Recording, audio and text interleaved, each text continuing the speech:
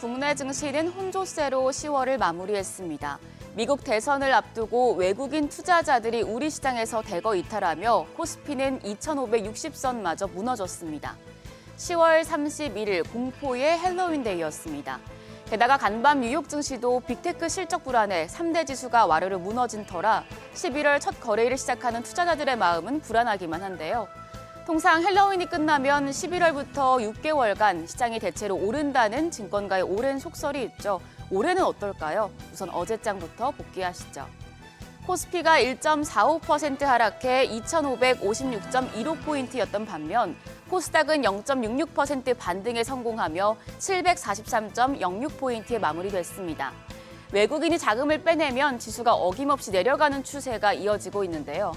어제도 유가증권 시장에서 외국인은 팔자 포지션을 이어갔습니다. 외국인 8,613억 원 대거 순매도에 나서며 지난 6거래일 동안 무려 2조 5천억 원 가까운 금액을 팔아냈습니다. 어제는 기관이 3,307억 원 순매수했고 개인도 5,614억 원 매수 우위를 기록했지만 지수를 방어하기엔 역부족이었습니다. 반면 코스닥 시장은 외국인이 순매수하면서 지수 상승을 주도했습니다. 외국인 1,496억 원 매수 우위를 기록했습니다. 반면에 기관이 소폭 44억 원의 매도 우위였고 개인도 1,371억 원 팔자 포지션 취했습니다. 시가총액 상위 종목 마감가입니다. 유가증권시장 대형주들이 퍼렇게 멍들었습니다. 시총 22건까지 딱 3종목, 시총 10위권에서 딱 한 종목, 삼성전자만 상승부를 켰습니다. 삼성전자 어제 확정 실적을 발표했죠. 예상보다도 DS 부문 영업이익이 저조했습니다만 4분기엔 5세대 HBM을 엔비디아에 본격 공급할 가능성을 시사하면서 주가가 장중에 큰 폭으로 올랐었습니다. 다만 매도 물량이 나오면서 상승세는 0.17%에 그친 모습이었고요. 한편 풍선 효과로 SK하이닉스는 4.46% 낙폭을 기록했습니다. LG에너지솔루션 1% 가까이 빠진 가운데 삼성 바이오로직스와 현대차, 셀트리온, 기아까지 모두 2% 넘는 약세를 보였습니다. 더불어서 KB금융도 3.8%, 포스코홀딩스 1.32% 하락했습니다. 코스닥 시총 상위 종목은 유가증권 시장보다는 분위기가 양호했습니다. 일부 제약바이오 업종이 반등에 성공했는데요. HLB와 리가캠바이오가 상승했고 삼천당 제약이 먹는 비만 치료제 개발 이슈가 재부각되면서 6.2% 상승세 시현했습니다.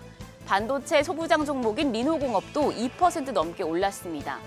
반면 시총 1위인 알테오젠이 하락했고 에코프로가 적자 전환 소식에 1.74% 하락했습니다. 에코프로비엠은 소폭 올랐지만 역시 장 마감 후에 부진한 실적을 발표하면서 시간의 거래에서는 하락했습니다. 더불어서 휴젤이 0.18%, 클래시스가 2% 가까이 내렸습니다. 환율은 더 떨어졌습니다. 정규장 마감 시간 달러 기준 2원 50전 내린 1,379원 90전의 거래를 마쳤습니다. 미국 경제가 예상보다 다소 부진한 가운데 일본은행이 금리를 동결하면서도 금리 인상 의지를 밝히면서 엔화 강세에 연동된 모습이었습니다. 이후에 환율은 저점을 더 낮춰갔는데요. 오늘 새벽 역외환율은 1,372원 선까지 내렸습니다. 미국의 비농업 고용지수를 앞두고 관망세가 짙은 상황에서 엔화와 위안화 강세에 연동됐습니다. 오늘 외환시장 하락 출발할 가능성이 높겠습니다. 11월의 첫 거래일이자 이번 주 마지막 거래일입니다. 통상 헬로윈 휴가라고 11월부터 시장이 오르는 경향이 있는데 올해도 통할지 주목되고 있습니다. 시장은 사실 다음 주 빅 이벤트만 기다리는 분위기입니다. 좀 미리 체크해 두시면 좋을 텐데요. 일단 4일에 코리아 밸류업 지수 상품이 출시됩니다. 밸류업 공시와 밸류업 지수 편입 기업을 추종하는 ETF 12개 종목과 ETF 한 종목이 유가증권 시장에 상장하는데요. 이 상장 지수 상품의 상장 규모는 5,110억 원으로 시장에서는 기업들의 자발적인 밸류업 참여 유인이 증가하고 밸류업 프로그램도 동력을 얻을 것으로 보고 있습니다. 그리고 이보다 더 중요한 건 현지 시간 5일 이뤄지는 미국 대선입니다. 배팅 사이트와 여론조사 집계치는 점차 공화당 트럼프 후보의 우세를 향하고 있습니다.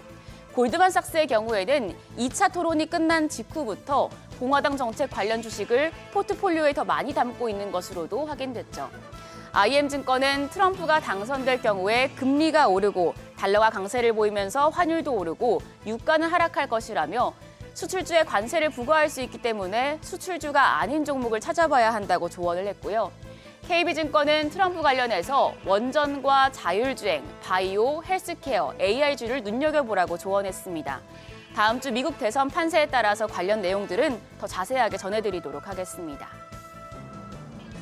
오늘은 9시에 우리나라 수출입 동향이 나옵니다. 반도체 수출 호조가 이어지고 있는지 확인이 필요하고요. 실적 발표도 이어지고 있는데 동원그룹주와 DL 등의 실적도 체크하시죠. 어제 시간의 거래에서는 화장품 관련주가 강했습니다. 실적 부진 우려로 내리막길을 타던 아모레퍼시픽이 증권가 예상을 넘는 깜짝 실적을 발표하면서 화장품주의 투심이 개선된 영향입니다. 오늘 장까지 이런 흐름 이어질지 지켜보시죠. 간밤 뉴욕 증시는 일제히 흔들렸습니다. 양호하게 나온 신규 지표보다도 으스스한 빅테크 실적에 마음을 쓴 모습이었는데요. 우리 시장도 다소 부담감을 안고 출발할 가능성이 높은데 미국 대선 등 빅 이벤트를 앞두고 눈치를 보고 있는 시장, 이번 주 마지막 거래일까지 슬기롭게 대응하시길 바랍니다. 지금까지 어제장 오늘장이었습니다.